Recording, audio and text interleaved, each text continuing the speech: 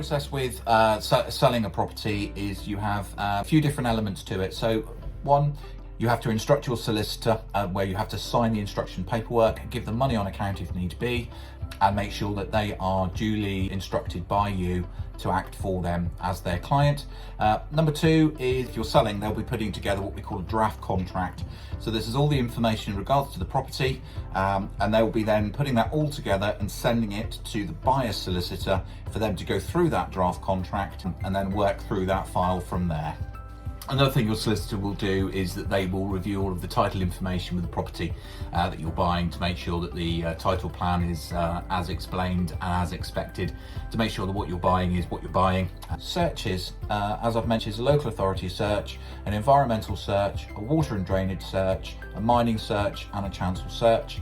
And then on the basis of that, inquiries are raised, and inquiries are raised by your solicitor for you. Or you might want to raise some inquiries directly with your solicitor, which they will then do on your behalf. And then once all the searches are back, all the inquiries are back, then they will be getting together the contracts for you to sign. You go through all of the paperwork as purchaser, and you then sign the contract, get that back to your solicitor, and then at that point your solicitor is then ready to exchange contracts, assuming everybody in the chain and all solicitors are ready, because every solicitor in the chain will all need to be ready at the same time to exchange contracts. Then you can exchange contracts with a completion date that's agreed with all parties. Completion date is normally set in stone, cannot be changed, and then that is set. But exchange of contracts is the legal point of no return. That's where the sale is secure, and then also the completion date will be set so you can make your arrangements for your removals. Sounds easy, doesn't it? In the meantime of all this going on, also if you are purchasing a property and you need a mortgage, the solicitor ultimately is acting for the mortgage company as well as you.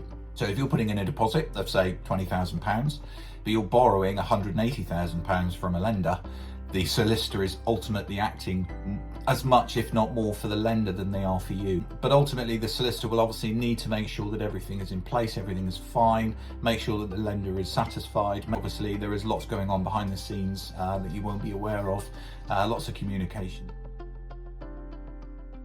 That is a quick guide to the conveyancing process. If you have any queries or questions, get in touch, I'm more than happy to help.